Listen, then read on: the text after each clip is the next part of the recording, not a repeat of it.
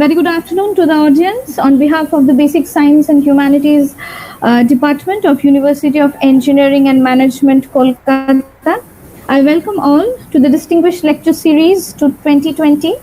For today's lecture session on excellence in communication for effective leadership, we have among us Professor Dr. Shomojyoti Banerjee from IIM Bodh Gaya. Before I request Dr. Banerjee to proceed with the session, I take the pleasure to introduce Dr. Banerjee, a dedicated academic professional with a demonstrable history and a proven track record of high-quality teaching and research. For more than a decade, Professor Shomojyoti Banerjee is a Doctor of Philosophy in English Literature from Indian Institute of Technology, ISM Dhanbad. Currently, he is serving as an assistant professor in communication at Indian Institute of Management, IIM Bodh Gaya, where he takes courses for postgraduate students on intercultural and persuasive communication, rhetoric and argumentation, written analysis communication, sustainable development, and business ethics. Apart from his academic responsibilities, he is also the chairperson of Student Affair Committee at IIM Bodh Gaya. Dr. Banerjee specializes in English language teaching and Indian writing in English, and his research areas and interest includes hodology of communication, Indian English literature, critical theory and Eastern mysticism and philosophy. He has published research papers in several major peer-reviewed journals indexed in Elsevier, Thomson Reuters, and Scopus. Sir, I welcome you to University of Engineering and Management, Kolkata, and I request you to continue with the session. Thank you. Thank you very much. Am I audible? Yes, sir, you are. Thank you very much, ma'am, for that very benevolent and kind introduction on your behalf. I'm very, very happy to be here today, speaking to the stakeholders and students of University of Engineering and Management, Kolkata. And before I start with my session, I would like to extend my thanks to certain individuals. I would like to thank Professor Dr. Satyajit Chakraborty, Chancellor of UEM, Professor Dr. Shojul Dasgupta, Vice Chancellor, UEM, Professor Dr. Satyajit Chakraborty, Pro Vice Chancellor, Professor Dr. Rajiv Ganguly, Dean Science, UEM, Professor Dr. Karthik Shau, Head of the Department, Basic Science and Humanities, UEM, and a very, very special thanks to Professor Ankona Ghosh Dostidar, who had contacted me to conduct this session. Thank you very much to all of you. Before I begin with my session, I am extremely happy because I teach in a business school, IIM Bodh Gaya, and but my expertise also lies in teaching technical students. So when Ankona madam approached me to take a session on communication, I was thinking what kind of a session should it be? Should I speak on something related to technical communication only? I thought of that at first, but then I thought that in this day and age, whether it be technical students or management students, doesn't matter. All of them, regardless of what they are studying, are going to join organizations, big MNCs, and businesses all around the world and in India. And therefore, I thought that it is befitting if I talk on communication for effective leadership. Because be it technical students or management students, leadership roles and managerial roles are being sought after by several companies. In fact, all our students over here at IIM Bodh Gaya, we are regularly and rigorously training them to become very, very effective leaders through different training programs, of which communication is a major program, which I head. And we grill our students a lot. We are very, very particular about which students we take into our program, and communication being one of the major aspects which we study before taking students. And after they join our program, we are very, very particular in training them rigorously, very rigorously, in order to become very good speakers and thorough professionals. So I thought I should speak on that.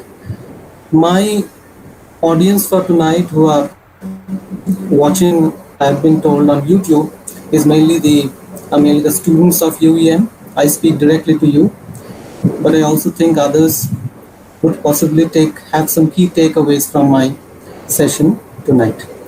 Okay, so I'm going to start my presentation.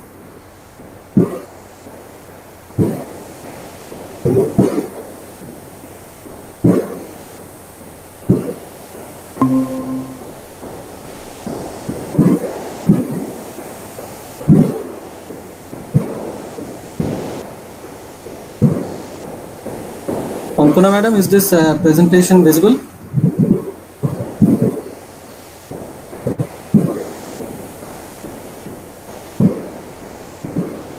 Hello.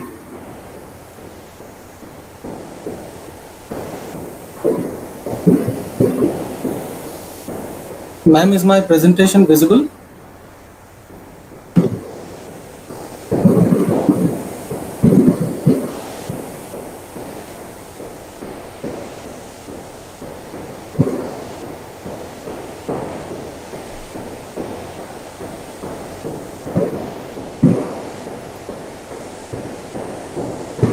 Sir, your presentation is not visible. Okay, just a second. Is it visible now? No, sir.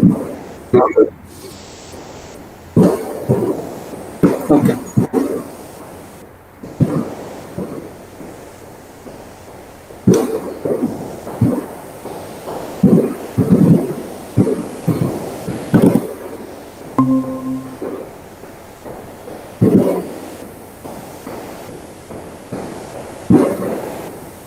Is it visible now?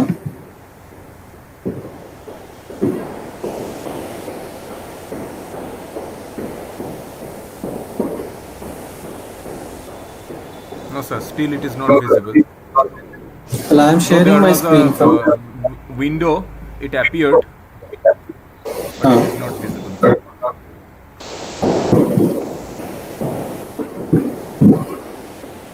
Let me share it once more. I am sharing my screen. Don't know what the problem is.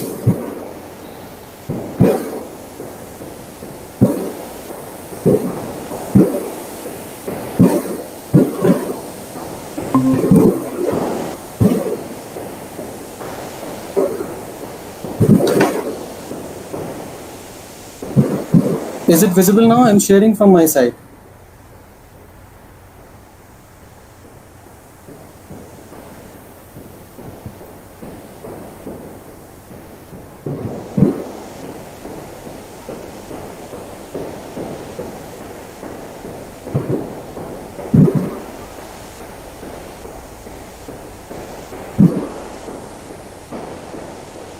Shumit sir, is it visible now? No, sir. I'm sharing from my side. I don't know what the problem seems to be. I'm sharing my screen.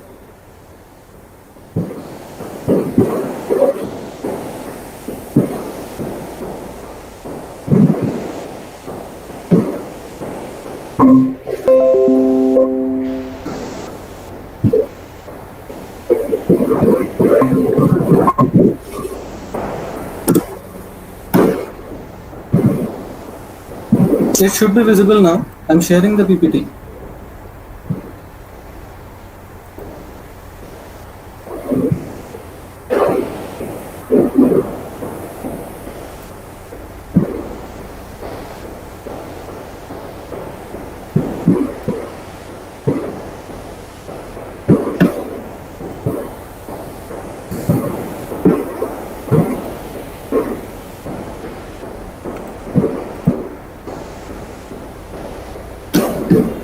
Hello.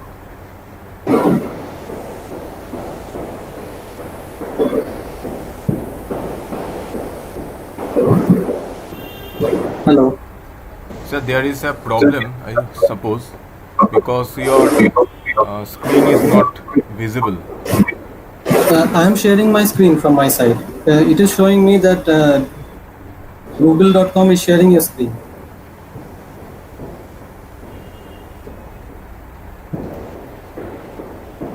Okay, let me try once more. I don't know what the problem is.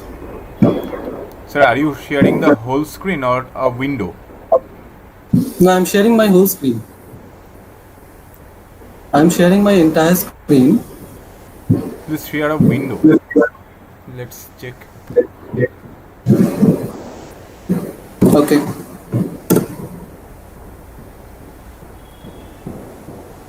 Okay, now I'm sharing a window. Is it visible?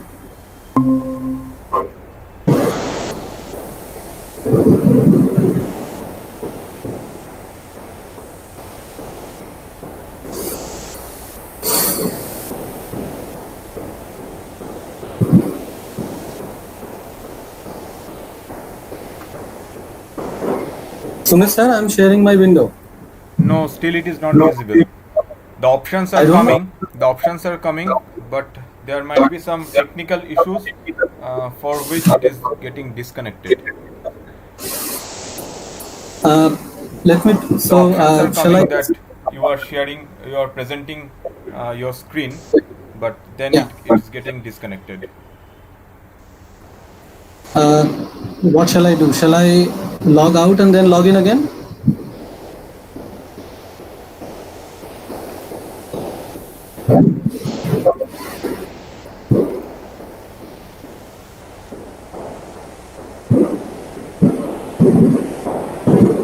Ankara ma'am, are you here? Yes, I'm Shall here. I log out and then log? Yes, I'm here. I can hear you. I think, sir, I think you should be continuing with, in the meantime, Shumit sir is trying to sort out the issue. But Yeah. I think you should be continuing Yes. as you were Now, sir, without it the is coming. present. Is it It's coming coming. now? Yes, it is Again. coming. Yes, ma'am. Visible now? Yes, yes, sir. Completely visible. Okay. Okay. Thank you very much. Thank you, sir. Thank you. Well, yeah. These technical issues are a part of our lives now. Yeah. Okay. So, fine. So, excellence in communication for effective leadership. Now, what exactly is leadership? First, I was thinking about that. There are two different ways of looking at leadership from our perspective today. Two very distinct ways. There's a traditional way of doing leadership, and there's a modern way of doing leadership. Traditional way of doing leadership is leading something like this. This is a leader of yesterday who leads by fear, who leads by dominance, and who leads by subordination. This I call the leader of yesterday. This is not a leadership type which should be put into place by to be leaders of tomorrow. Students who want to become effective leaders of tomorrow, this is not the leadership type which you should try to practice. This I also call Victorian style of leadership, which is old style of leadership of the 19th and the early 20th century. But this is the 21st century we are living in. People's mentalities have changed, their respectabilities have changed, the way they view themselves have changed, and the kinds of jobs that we do have changed. So, this kind of leadership model doesn't work anymore. In fact, this leadership model works on three very different and distinct things. Firstly, it works on fear psychosis. Because leaders, once they occupy a particular position, they occupy a particular chair, be it in anything. You can lead a family, we can lead a business, we can lead an institution, we can lead a team, we can lead a department, we can lead a school, we can lead a particular group or a community, be it anyway. Leadership comes with certain management techniques. If those management techniques are not there, then we will not be able to become effective leaders at all. So, the leaders of yesterday depended on three management techniques. Firstly, they depended on fear psychosis, that is, instill more and more fear in people who are working as subordinates to me, and therefore, in fear of me, they will be doing my bidding. They will not cross the line. Whatever I tell them, they have to do. The second thing that they used was control. So leaders of yesterday said that I will control like keys. I will control the men and women working under me by like simple toys. And all of this happens from the leadership perspective of a leader's ego. Because a leader occupies a certain position and control, and controllability of certain people under the leader obviously results in a heightened sense of egotisticality. And research and studies have shown today that the more the ego of a leader rises, the less the creativity and the productivity and the ultimate business falls. It falls down. So creativity decreases, productivity decreases as the ego of a leader rises. So what does this kind of leadership of yesterday do? What are its ill effects? Well, first of all, it stops teamwork, because everybody is fearful of the leader and everybody tries to please the leader. Therefore, it stops teamwork, totally, positive teamwork. And therefore, once it stops teamwork, what happens is the second phase, it creates workplace gangs, and groupism starts in the organization and in the institute. Throughout my life as a professional, I've seen that if fear psychosis is the way of your leadership, then you will create groups in your organization and department and institution. And when that happens, when groupism starts and gangs start taking place, then it will kill talent. Why will it kill talent? Because talent will never find a voice to express itself. Why? Because it is afraid most of the time. It can't express itself because it knows that expressing itself might lead to cross my leader or my manager, and therefore I should not do that. So what will it do? In the fourth step, in the fourth stage, instead of people trying to do better, they will try to not make a mistake. These two are completely different things. An employee, a person who is taken by an institution to serve a particular organization or a department or a community, whatever it is, doesn't matter. That person should be encouraged to do better and better and better. But leaders who lead from a perspective of fear psychosis, they never let people to do better. They might think they are, but they are not eventually, because that person or the employee will always try to not make a mistake. Because the moment the employee knows I make a mistake, I will be scolded, I will be insulted, so on and so forth. I might even lose my job. So in the fifth stage, what happens is these kind of institutions and leadership styles, what do? They ultimately lead people and employees to hide their mistakes. So even if they commit a mistake, they will hide it. In several manufacturing industries, this is a very, very typical problem. Because people are afraid of speaking to their leaders or having a dialogue and a discussion with their leaders and managers, whenever some safety issues happen, whenever some problems come, they will try to erase that issue. And people might either lose their life, or the company or the business as a whole might lose its profits. So that is the leader of yesterday, who stands on his or her ego. That's the most important thing to this kind of a leader, my ego. Because that leader wants to be praised. That leader wants to have accolades from the people working with him or under him. So he stands high up on his ego or her ego, and he wants to dominate everybody to get a kind of a self-importance.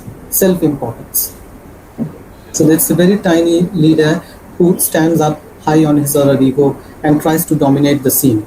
That's gone these days. We are moving forward in the 20th century. Management and leadership styles have changed a lot. So what does the leader of today do? What does he or she do? He removes the E from the ego, does not stand on the ego, and goes towards the go, towards development and growth of the people who work with him or with her, and of the overall organization and institution and team. That's what leaders of today should do, and they are doing it. Moreover, this happens because employees of today, who are the millennials, who are the Y generation or Z generation, whatever you call them, they are not like the employees of yesteryears. They are not going to take slack from their bosses just because they commit a small mistake, or even if they don't commit a mistake. Maybe they are just not liked by their bosses. Maybe the managers or the leaders do not like the way they conduct themselves. But they might be very, very productive and creative. So today's generation is not going to take any slack. So as Students of technical institutions, when you try to join a particular company and become a leader and a very good manager, you should let your ego take a back seat and work as a collaborative leader with your entire team. Then what will happen? What will happen is you will bank upon three things which will help you in the future. What are those three things? Firstly, collaboration and support. So a leader who stands on top of a hill does not take all the praise and accolades himself or herself. He shares it. He helps the other people to get on top of the hill of achievements and accomplishments also. That's what he or she does. That's the true leader of today. He is not on the lookout to be very, very obscure, but the second trait is he is on the lookout to be very, very transparent. It's the leaders of yesteryears who want to be very obscure. They don't want to disclose many things to their subordinates. Even when they call meetings, the meetings are pre-decided. That's not a good thing to do. That's the trait of a leader of yesteryears, gone, bygone. The leader of today, when he or she calls a meeting, he does not have a set agenda. Even if there's an agenda which needs to be dealt with, or there's a problem which needs to be discussed, he or she has a very, very open mind, not a closed mind. He or she does not want to dictate what needs to be done, but asks what needs to be done. So transparency is there. And if a leader is transparent, if a manager is transparent, then what happens? Then that organizational values are created. Which values? Sincerity, clarity, honesty, truth, forthrightness. And what this does is, it takes the organization from one step of achievement to another higher step of achievement to another higher step of achievement. And why is that? Because ultimately an organization depends upon, for its growth, on its human resource. It's human resource. So as organizational leaders and managers, one has to bank upon empowering its human resource and not disempowering it. The more you empower your human resource, automatically you will start getting the gains out of that human resource. And more you try to keep your human resource subordinated and subjugated and marginalized and in your fear, your organization will be a mediocre organization. It will never go to great heights. And even if it goes to great heights, it will not be able to sustain itself because you will keep on losing talent. People will keep on leaving you. So that's the second trait, transparency of leaders of today. And the third is empathy and compassion. Nowadays, you will find in different seminars and conferences around the world on management, education, and leadership, something called mindful leadership. There isn't much time today to speak because that's an entire subject of study itself. But just to give you a hint, what is mindful leadership? Mindful leadership is leadership which comes from a sense of empathy, responsibility, and compassion for one's peers and subordinates. That's mindful leadership. And it's one of the most effective ways of leading people in today's age. Very, very effective.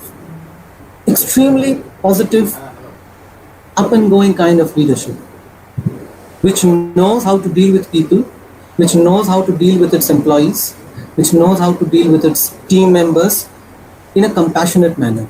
So when somebody comes to me, if I'm a leader of a particular organization or a department, doesn't matter, if somebody comes to me about a problem, that person should have no fear in coming to discuss a problem with me. I should be that empathetic and that compassionate that the person should be forthright with me to discuss any problem. The person knows that if I talk to him about this problem, he will definitely take heed and notice of this problem and suggest me ways in which I can move forward and improve myself and develop myself. So empathy and compassion. So a leader who has empathy and compassion for his employees or his team or her team, that's called mindful leadership. A leader who also criticizes oneself, not just others. That leader is also a mindful leader. So self-perception, self-analysis, and self-criticism is very, very essential for leadership of today. Very, very essential. If that is not there, then you might think that you are a great leader. I might think I'm a great leader just because people applaud me Well, they applaud me not because they love me or respect me, they applaud me because they are afraid of me. There's a distinct difference between the two. I don't want people, I should not, as a leader, want my people to be afraid of me. But I should want them to love me and respect me. And respectability of a leader only comes when people know that the leader also respects them back. Otherwise, it doesn't work. So that's the leader of today. So what's the difference between traditional leaders and what I call collaborative leaders? Traditional leaders bank upon power, position, authority, and collaborative leaders bank upon collectivism. They work as a team and they share knowledge and they share information. They are very transparent in what they are doing. And they're always encouraging others to share their suggestions and looking for brainstorming and ideas. Not like traditional leaders who listen sometimes but most of the time talk. Most of the time talk. That's not the way to go today. I am from that part of India where Lord Buddha got his enlightenment, and in Bodh Gaya. And Buddha was once asked that how should we communicate? He was once asked by one of his disciples, and he said, "Why do you ask this question?" And one of his disciples says that, "No, should we talk more or listen more?" Buddha had a very, very unique answer. He said, "How many years do you have?" Person said, "I have 2 years." Yeah, correct. "How many mouths do you have?" Person said, "I have only one mouth." "So, which is more?" "My ears." "So listen more." It's very simple. Use your ears to listen more. If you want to become effective leaders, that's the first step of effective communication, excellence in leadership. Listen. Listen to your team. Listen to your group. Listen to your community members. Listen to your employees. Listen to the stakeholders who want to make a difference. As a business leader, when you employ people, when you take people into your organization, you have to change your mindset a little bit. Suppose I am taking people into my organization. I am putting an effort to interview them, to scrutinize the applications, so on and so forth. I'm going through all of that. When I put in that much effort and choose somebody to become a part of my team, then I'm not doing the person a favor. When the person is using his or her talent, that person is doing me a favor. A simple change in my mindset can bring a big difference in my organization. The overall picture and standard and the environment and atmosphere and the milieu, the ethos of my organization can change overnight. If I only believe that I have acquired this talent, now let me see what this talent is capable of. Let me provide a lending ear, a listening active ear to this particular person, and listen to this particular person's ideas instead of giving him or her ideas. Let me ask this person to give me his or her ideas. That's the way to go forward. So the first step is listening. Okay. So what is needed for effective leadership? Very basic answer is communication, but that's a very basic answer. It's very basic. So let's go a little in depth. I'm going to touch upon certain strategies which I think, if effectively used, can make you great leaders. If you practice, this can make you great leaders. Okay. So these strategies of communication can be divided into 5-6 ways. There's the communicator strategy, there's the audience strategy, message strategy, and the culture strategy. And there are 2 more strategies which I'll come on to later. Communicator strategy. Now, communicator strategy is the strategy which I have to think, if I am a leader, to apply on myself. It's very difficult. It's not easy because we are so hung up on strategizing on others or not strategizing at all that we forget that if I am the communicator and I want to communicate particular ideas, particular vision to my team, then I have to take care of certain things. The first thing is, I have to forget that I know what communication is. Because Most of us are under the impression that we know what communication is, or we live under the impression that we are very good communicators. Most of us have this illusion that we are very, very good communicators. Well, we are not.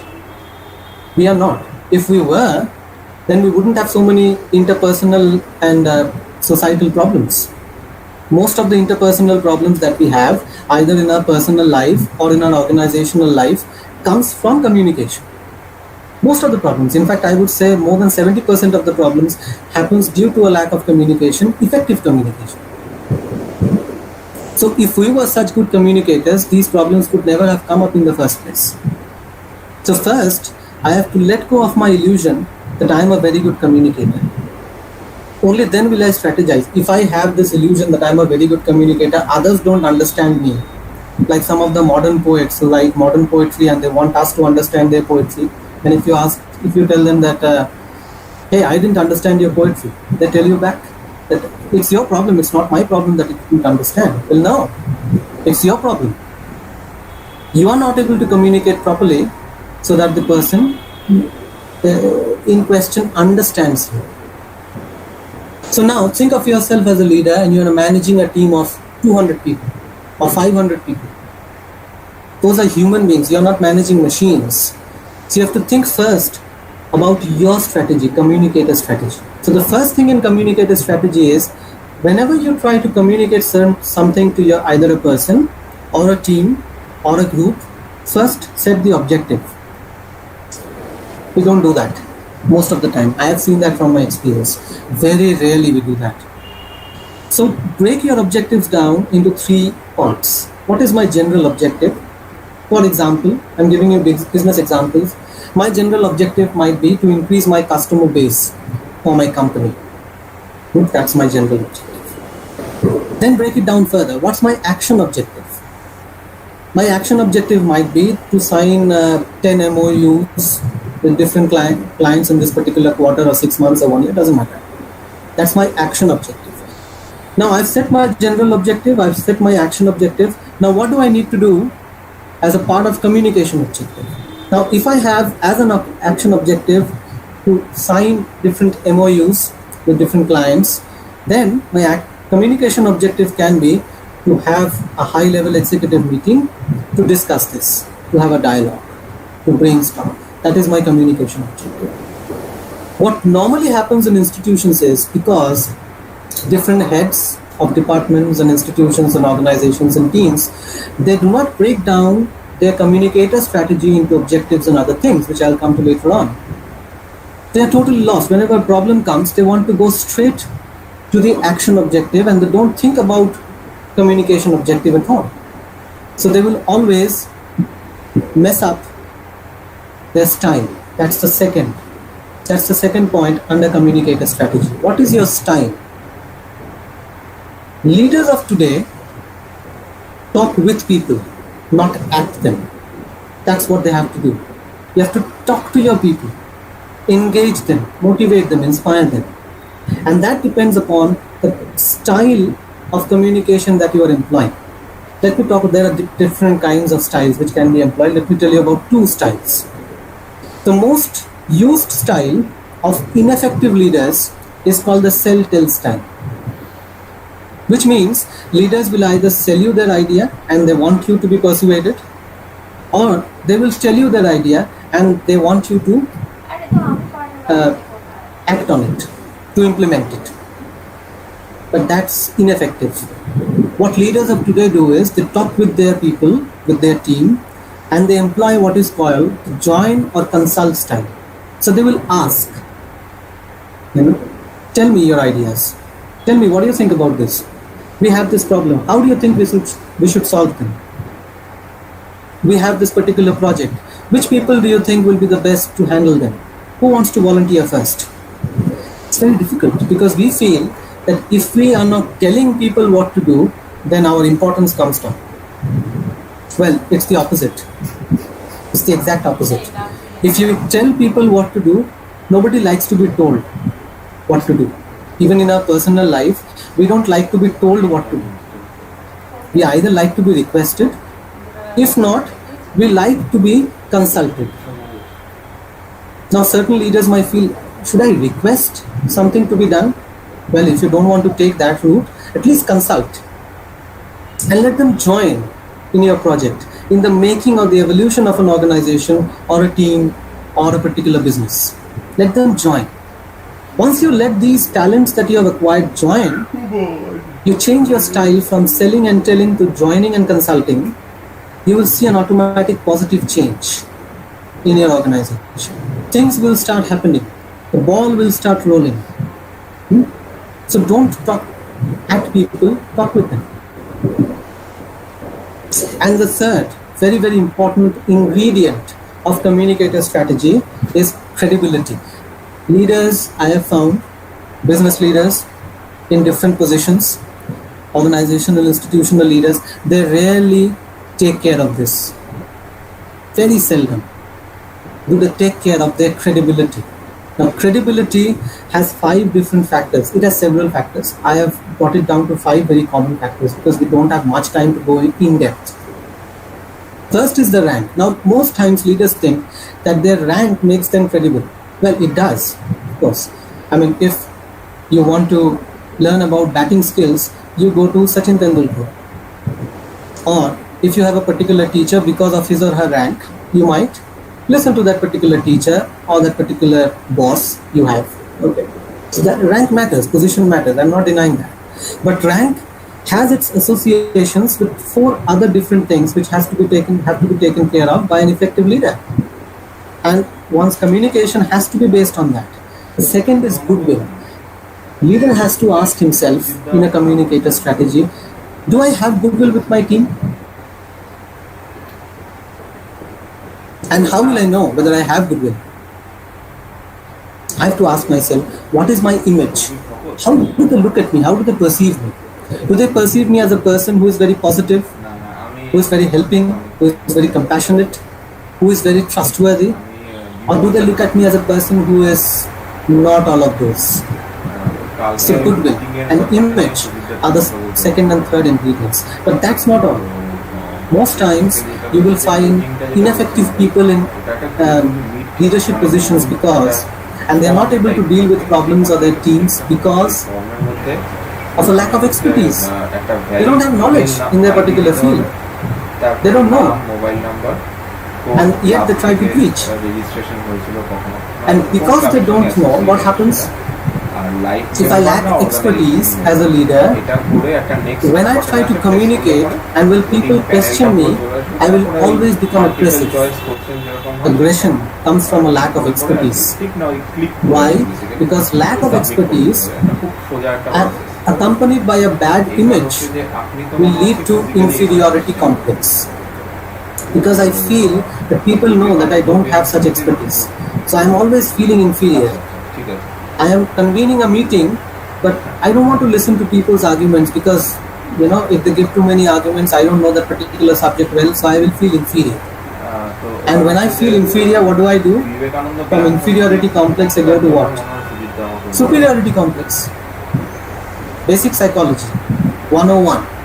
If I have inferiority complex, I will always try to compensate that with superiority. So what will I try to do? An inferior leader always try to push somebody, subjugate people. Yes. That gives me a sense of relief that people should not question me. But that does not increase your credibility. What that leader who wants to be credible should do is establish a common ground. To speak to people as if you and they want to create or build a particular common ground where both of you come and speak about your vision of the particular company or the institution and take your team forward along with you towards their particular height of vision. Share your vision with them so that they also understand that yes, this is some common ground. He is our leader or our boss is not something or a god who flies in the air. He is also a human being. He has human problems. He shares those problems with us. We are also like him and he is with us. If you are able to or I am able to establish that common ground, then automatically I will see distinct positive change in my organization and my communication style. Okay, second is audience strategy. Now, very, very rarely, when as a leader of a particular team or a community or a particular business or department, when we try to talk to our peers, when we try to talk to our employees, we rarely take care of the audience strategy. We don't think that we are talking to human beings, either individually or in a group. They are the audience, they are listening to us. So there are certain questions, if what I'm saying is, if you ask these questions yourself first, before you start communicating with the audience, then you will find your communication actually makes sense and it is successful. It will be successful. What are those questions? Very basic questions. What constitutes my audience? Who are they and what do they expect of me? If I take in a very young employee, what does that employee expect from me? Motivation and inspiration. Support. If I take a very senior employee, what does that employee expect from me? That he or she will be given space to work. So expectations vary from one particular kind of audience to another particular kind of audience. And according to their expectation, I will have to develop my communication. Also, what do they feel and what is their bias? Very important, very, very important. It's a great philosopher, English philosopher, David Hume. He said, human beings are slaves to passion. Human beings are slaves to passion. Means he meant emotions. That means we are emotional beings. We are run by emotions. Most of the decisions that we take in our lives, we take not exactly very, very logically, but emotionally. So as a manager, as a leader, my task is to understand my audience's emotions.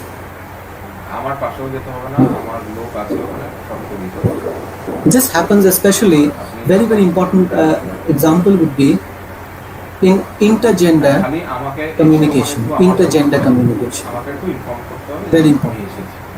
So if I am a man who is a boss and I'm talking to a woman who is an employee of mine, how should I conduct myself? What is she feeling at that particular moment? Or what is he feeling at that particular moment? What is their bias towards our organization and towards this particular issue? Suppose I am discussing a particular issue in a meeting. I should try to feel through certain questions, open-ended questions, what my audience feels about this issue. What is their bias? Is it negatively biased or positively biased? We don't try to do that.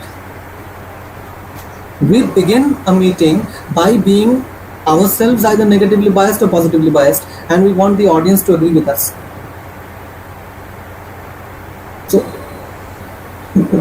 So that is not a very effective audience strategy. As a leader, I would have to think, as a manager, which is a part of leadership, I would have to think, what will persuade? Persuasion skills, very, very important. I will come to that towards the end. What will persuade them? This is my vision of my company, this is the vision of my institution, this is the vision of my department. How can I persuade my team to accept this vision and implement it to the best of their ability? That comes under audience strategy. If I do not think about that and I only impose my vision, nobody understands what exactly am I trying to do. I have to persuade them, either by tangible benefits or by intangible benefits, either by rewards, not so much by punishment, rewards. So I can give them certain intangible benefits. A person who works well, give him a promotion. Okay. So these fall under audience strategy. Next is very, very important, which is called the message strategy. And I have divided it into a number of mantras for leaders and managers. Mantra number 1, do not do data dumping. What is data dumping? This is a common mistake made by several leaders when they try to communicate. I've seen it happening with several people. Whenever they want to share something with their team, either in a meeting or they are making a presentation or they want something to be done, they give so much information to the team that the team forgets. A person can only take so much data and so much information. So do not dump data all at once. Don't do that. Very, very ineffective, very, very bad style of communication. The way I communicate makes a lot of difference as to the message going to the particular person or not going to him. Just the content of the message does not matter. How am I presenting the message? So first mantra is, do not give too much information at one time. Segregate your information. Divide your information into boxes. That's why it's very, very difficult. At least I find it very difficult sitting through very lengthy Hindi movies, Bollywood movies. Very difficult. 3 hours, 3.5 hours. I mean, it doesn't make sense. You forget what happened at the beginning when it comes to the conclusion. But if you look at Hollywood movies, 1.5 hours, maximum 2 hours. They are very crisp, they are very clear, they are very transparent. So they do not dump data onto you. Too many songs, too many this, too many scenes, too many characters. No. Similarly, in communication, a leader or a manager should not try to dump data. He or she should try to segregate data. That's mantra number 1. Mantra number 2, always be positive. A leader's mindset and a leader's approach to communication should be positive. So I've given you a couple of examples. For example, if you want to tell one of your employees, you never call me. Why do you not call me? Rather, speak like, I wish you would call me more often. That's much better. That approach. So don't have a very saddened face or a very angry face, a scornful temperament. No. You are a leader. You are a manager. People are looking up to you for advice and suggestions and to lead them out of problems. If you are very negative in your approach, you will spread that negativity throughout. So even if you don't like an idea, don't just say very bad idea, what a worst idea, dumb idea. No. Tell your team, shall we try something else? Maybe we can try a different idea. Maybe we can try to think of something else which is better. If you see one of your employees or a team or a community of your employees not doing the work as you would like them to do, don't just go into their face and scream at them. No one does anything here. We do that because we are so, what shall I say? We are so interested in controlling the situation and the human beings that we think that the only way to do it is to impose myself onto them. No, that's a old style of leadership, doesn't it? New style of leadership is, instead of telling them no one does anything, you tell them, let's all of us try harder, a little harder, and let's see where we go. I'm sure. So always proliferate in your team through your communication positivity and positive messages, always. And even if somebody is not working hard, suppose one of your employees is late for coming to the office late, call your employee and try to counsel that employee. Don't just shout at that employee first, or try to incentivize that employee, or try to give him such and such work that will make him come a little early. But he or she should have a feel that he is not being punished, but he is being incentivized. That should be the kind of communication which should go to the employee. If that happens, then there would be an entire sea change in the organizational attitude and psychology. Because after all, one has to understand, leadership is about psychology and nothing else. I'll give you a very simple example. All of us know about our dear late President Dr. APJ Abdul Kalam. So APJ Abdul Kalam has shared one of his stories in one of his books. You can read it. Where he says that when he was running the missile program, he had one of his leaders, bosses. So when the missile program did not go well the first time, and when they had to go to a press conference to say to the world and the media that we have failed, we have not been able to do good to our missile program, You know what his boss did? His boss said that, Kalam, you don't go to the press conference. I will go. I will tell them that we have failed. And he went, his boss, and he did the press conference. Few years later, when India succeeded in its missile program, then the opposite happened. His boss told Kalam, Kalam, you go and do the press conference. Tell them that we have succeeded. That's a leader. That's a leader. That is simple, very, very effective, very, very simplistic, positive communication. Okay. Now, mantra 3. Third mantra. Please stop telling and start asking. We have already gone through this a little earlier. Stop telling your team what to do all the time and start asking your team. You know why? I have seen it through my own life experience. When, as a chairperson student affairs, I have to work with 300 students. I have to do so many programs and functions, and we have several clubs and committees, numerous clubs and committees, and every month we have 3 or 4 events we have to conduct, and everybody is reporting to me, so on and so forth. I find that whenever I ask my students to give ideas, they come up with brilliant ideas. Brilliant, absolutely brilliant ideas. I give them space and I tell them, this is what we have to do, this event. Just give me what and how you would try to do this, how you would like to do this, what would be your approach in doing that. And when I have seen for myself, when I have done that, my students have given me brilliant, absolutely mind-engaging ideas. But on the other hand, when I have tried to tell them that this is what we have to do and this is the way we have to do it, hasn't worked. Because what it has done is, it totally decreased the team morale. It came down entirely. But on the other hand, when I gave them responsibility and I empowered them, then they did it with such enthusiasm that it was mind-blowing.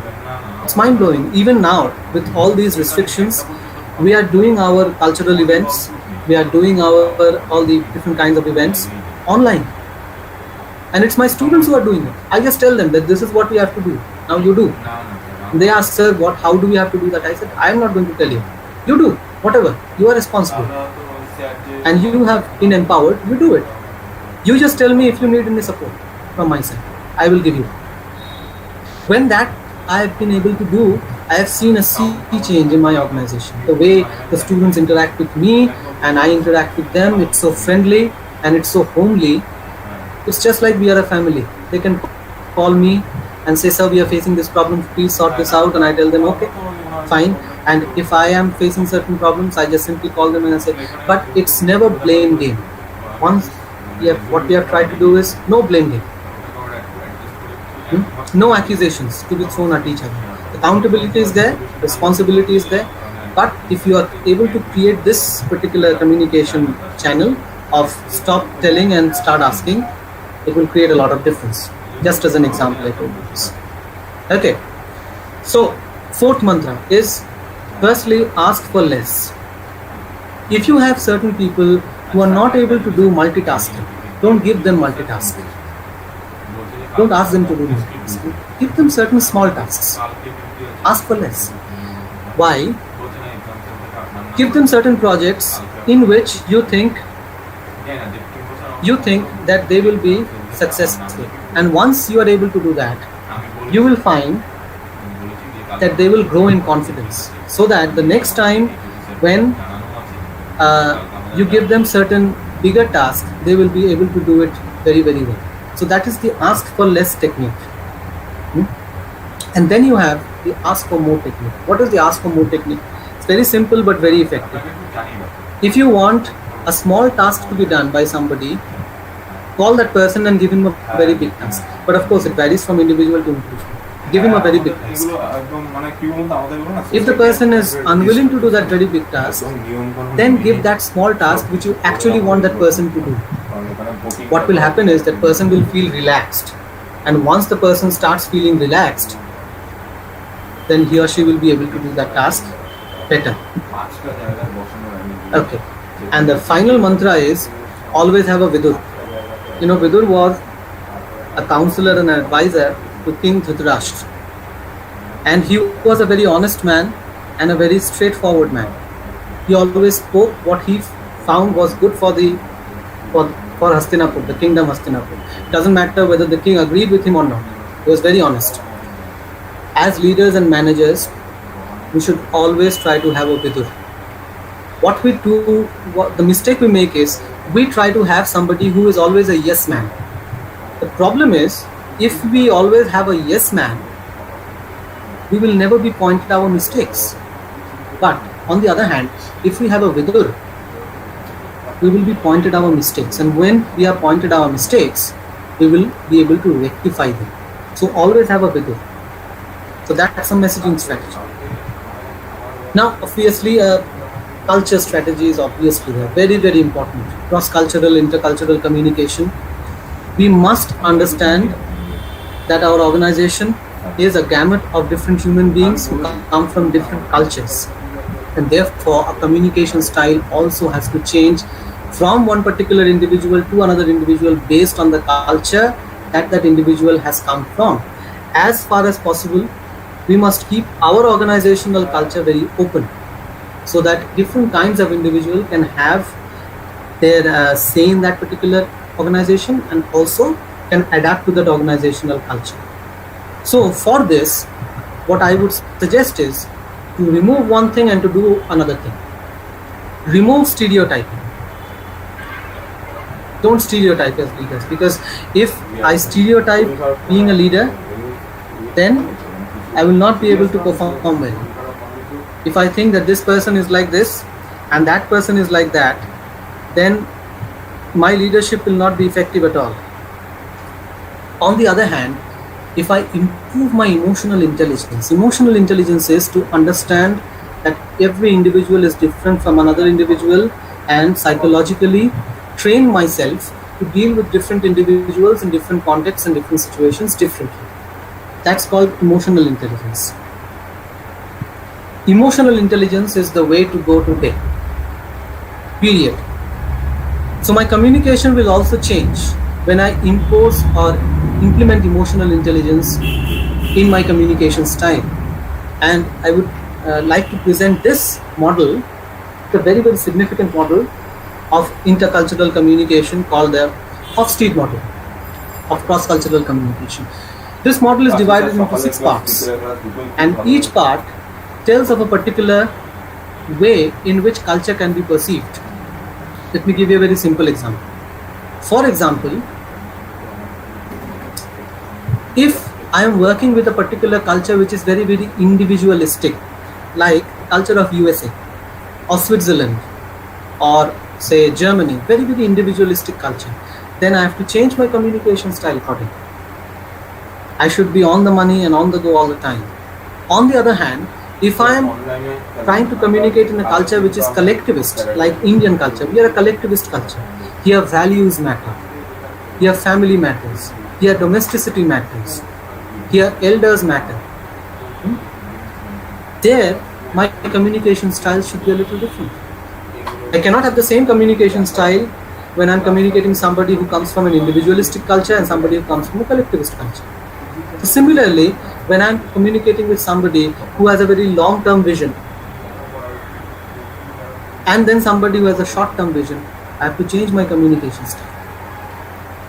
And as far as practically possible, I should try to decrease the power distance in my communication. I should try to decrease that length of the table which separates me from my team members.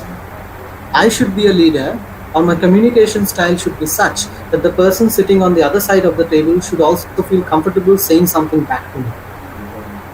So that is power distance. That should not be got over there. So this is just one model which can be followed. I would end with nonverbal strategy, and then I will take only 2 minutes now and finish. This is the final strategy which I want to talk about, and this is the strategy which is least taken care of by leaders and managers, least. But nowadays you will have so many programs, seminars, conferences courses on nonverbal communication. Now, the difficulty with nonverbal communication is that once we are grown up, our nonverbal communication is already in place. And the major point of difficulty is that throughout our informal and formal education, rarely are we taught how to effectively use nonverbal communication. Very, very rarely. We are not taught that, how to effectively use nonverbal communication.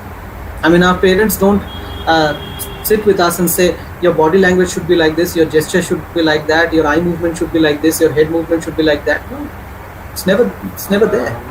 It's never there. Even in our schools, and I dare say even in most of our colleges, non-verbal communication is not something which is taken care of. But the point is that research suggests that 65 to 85% of communication, that is meaning in communication, is transmitted non-verbally. It's transmitted non-verbally, not verbally. But most of our thrust is either on verbal communication, written and speech, but not on non-verbal communication. So the tip of the iceberg we touch, but the entirety of the iceberg which lies below the surface level in our habits and actions and gestures and postures, that is not taken care of. So just to give you a very few examples as to how effective leaders use non-verbal communication as a strategy, I'll just give a few examples. As leaders, always have an open posture of body language, not like a closed posture. Never do this when you're speaking with your employees or when you're speaking with your team. If you want to inspire them, open body posture. Not this, open body posture. That's number one. Here's another example. You can see the distinct difference between the defensive body posture to an open body posture and open attitude. If you have an open body posture, it gives a sense of calm, it gives a sense of friendliness, it gives a sense of security to the people whom you're trying to communicate with. And therefore, communication will be very, very effective. Very, very effective. So as a leader, as a manager, as a team player, always have an open body posture. Never a defensive or very clumsy body posture. Sulking. Don't do that. It has a very negative impact on your team. So, what to do? I'll share 2 or 3 techniques with you very quickly, and you can use these techniques and practice them. They are to be practiced, not to don't just go through this particular thing as a theory. Doesn't matter. Practice them. Firstly, use the palm up technique. Seldom we use the palm up technique because we want to control, and the moment we want to control as leaders, our palms go down. You know, when teachers asked us to sit down in school, what do? Sit down. They never said sit down. But why is the palm up technique so important? Why is the palm so important? I'll tell you why. Because the palms of our hands have the most number of connections to our brain. Therefore, knowing to use our palms effectively goes a long way in our non-verbal communication. So always use the palm up technique. You know, when somebody surrenders in front of police, what do? I surrender. They never surrender like this. Why do they surrender like this? Because they want to show us that they don't have anything hidden in their hands. That's why. So this is a gesture of friendliness and openness. So always have your palms up when you're trying to persuade some people or convince them. Talking to them, positivity creates positivity. Never do this. Don't have palm down technique. Don't ever use palm down technique. Palm down technique means you're trying to order people, you're trying to subjugate them. You know, doesn't work in effective leadership. No. Again, what should we do? Use this technique, pyramid technique. Suppose you're making presentations, or suppose you're speaking to your team, suppose you're speaking to some clients. As leaders, when you're taking charge, this technique will relax you. It gives a very calming influence on the audience. So create a pyramid with your arm, with your hand, with your palms, hold it near your chest, and with a smile, not a scorn. Don't scorn, otherwise it doesn't work. Whenever you speak, palms going out, coming back. Palm going out, coming back. And when you present like this, it gives a sense to the audience that you know what you're talking about, and it also gives a sense to you that you are very calm and relaxed. So this is the technique which you should do, and these are the techniques which you should never do, never ever do. Firstly, finger pointing, and secondly, this I call the karate chop. Sometimes when people are presenting something, they use this chop technique. You know what I want to say, or you know what I want to say? We want to do this.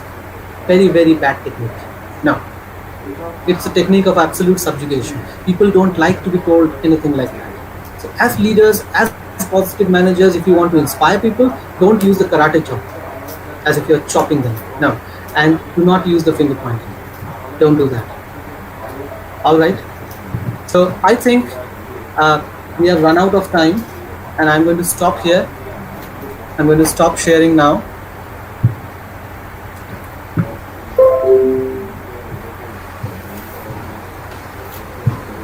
Thank you very, very much. I hope I have made some sense, and I've tried to do whatever best I could do in a small span of time, because leadership and communication is such an area, it's a vast field where one can keep on talking and talking. But yes, thank you very much. Thank you very much. Thank you, sir. I hope I'm audible. Can you hear me, sir? I can. Yeah. Thank you so much, sir. I'm sure that it's a very enriching session, and our audience as well as the students will be helped by this session. So there are a few questions. I would like to read out the questions. Hope you'll quickly answer these questions before we wind up the session for today. So our first question is from Nilesh Chaturvedi. He's a first year student. He asks, how to understand that a leader is failing? Any examples, if you can cite? Well, it's very, very good question. It's a good question. How to understand that a leader is failing? As I said before, if a leader is using the technique of subjugation and fear psychosis, then a leader is failing. On the other hand, if a leader is using the technique of collaboration with his team, then the leader is winning. Because most winning leaders, I'll give you examples. You wanted example. A very interesting example is one of Nelson Mandela. All of us know of Nelson Mandela. Nelson Mandela, when he became the president of South Africa, he said that I am not going to lead by fear. I am going to lead by example, and I'm going to lead by motivation. So whenever he wanted something for his team to do, he would do it first. There are several techniques. Mahatma Gandhi, for example. So a leader fails when he preaches without practicing. That's a failure of a leader. And a leader wins when he practices, he preaches. Very simple. Next question. Yes, sir. Thank you, sir. Our next question is asked by Modhurima madam. She's our faculty. She says, sir, you said that the leader should let go his ego, but how can he handle the ego of his teammates for the smooth running of the organization? I know. Thank you, Professor Modhurima, for that question. Very good question, in fact. This was, I remember one of our sessions was with Sri M. We had this session on mindfulness with Sri M, and this was one of the questions which was asked by one of our students, that how to handle ego of others if we would let go of our ego. So the problem is, the only way to handle the ego of others is to let go of our ego.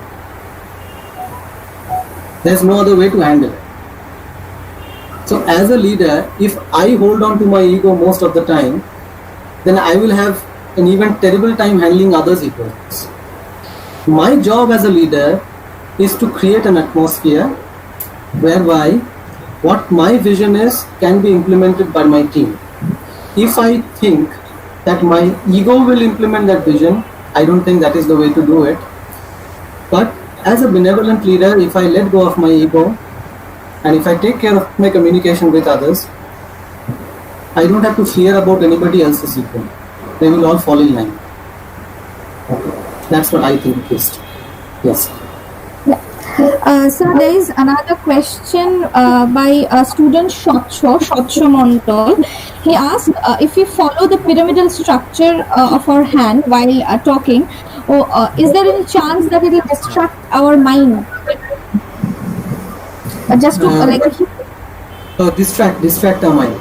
Yeah. No, see, all of this comes through practice. I mean, this is one of the techniques. You know, I'll tell you, this is one of the techniques which we teach our students at IIM Bodhgaya on a regular basis. Whenever they have to give presentations, perhaps I think every second class there's a presentation that we have to give. So we tell them to use these body language gestures and we mark them on them. This is one of the most powerful body language gestures if you want to become a very good communicator. One of the most powerful. I'll give you a very simple example where you will find this body language gesture being used. If you look at the videos of Barack Obama, he's a very good orator. If you look at his videos of the 2008 election campaign, you will find that he uses this pyramid technique. This pyramid technique, as I told you, it gives you a sense of calm and a confidence, and it also makes you seem confident to your audience. There's no question of being distracted using this simple body language gesture. The only point is you cannot do it consciously. If you're trying to do it consciously, then you will be distracted. That's why you have to practice it. And if you practice it, the palm up technique along with the pyramidal technique, it will become so obvious to you, it will become a muscle memory to your body, and your body will start doing it automatically. So no distractions at all. Yeah, thank you, sir. I hope, Shotsho, your question is being answered. There is this another question from Ashish. He asks, during interviews, how to prove that I have leadership qualities for during interviews for recruitment.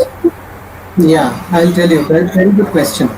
You know, most of the companies, even companies which come to interview our students, they have certain questions in the HR round whereby they will ask you questions and they will find out whether you have leadership qualities or not. One of the things, first let me tell you what you should not do. One of the things you should not do is try to cook up stories where you have shown some leadership. That's one of the worst things that you can do. That I have done this, I have done that. In order to prove that you have good leadership ability, one thing that you can do is use these college years that you have leading up to the interview room to take active participation in leadership roles in certain events. So if there's a conference in college, take care of a particular aspect in that conference. If there's a fest in college, take care of them and try to get certified that he or she has played a particular leadership role in this, and then you show them that. But the point is, they will ask you questions whereby they will test your philosophy of leadership. If they find out, most companies, that if your philosophy of leadership is negative, then no matter what you say and how many events you have taken part in, doesn't matter. You should try to portray your leadership quality by philosophizing a positive mindset and bent of mind of leadership. If you are able to do that, you will have a very good impact on individuals. We have seen that in our institution. I'm sure it's validated in other institutions as well. Yeah. Okay. Thank you, sir. There's this another question from Tony Pramod, sir. He is a professor at our department. He asks, person A is having excellent management skills but poor communication skills. Person B is having excellent communication skills but poor management skills. Whom would you choose as a leader? I will choose a person C who has good management skills along with good communication skills. Neither of them. If that answers your question. Well, but if I have to choose from amongst these two, given a chance that a person has good management ability, I don't think that management ability without communication skill is management ability. But still, if that person has good management ability, the person can develop his or her communication skills. So yes, given the choice, I would choose the first one. But it depends on a factor that the person should work hard to develop his or her communication skills. Okay. Sir asks another question. He asks, which is more important for a leader, to have high IQ or have high EQ? I would say have high EQ. The problem with IQ is that IQ is a very objective parameter of judging a person. Very, very objective. It's a very rational and objective parameter of judging a person, a very reasonable one. I'm not denying IQ. One has to have a certain amount of IQ in order to lead a particular team. But as I said during my presentation, when I'm leading a team, I am leading human beings. When it comes to human beings, IQ only does not suffice. So I think a leader should have a high EQ, whereby his emotional intelligence should be at a certain level. He understands the psychology of people he is dealing with and accordingly mold his communication style and approach. Okay. Thank you, Yeah. sir. I guess we'll take one more question, and this is from Shreya, another student of ours. She asks, "Sir, in online mode of working, are there are there more challenges for leaders than in offline mode?" Well, obviously, Shreya, obviously. I would say yes.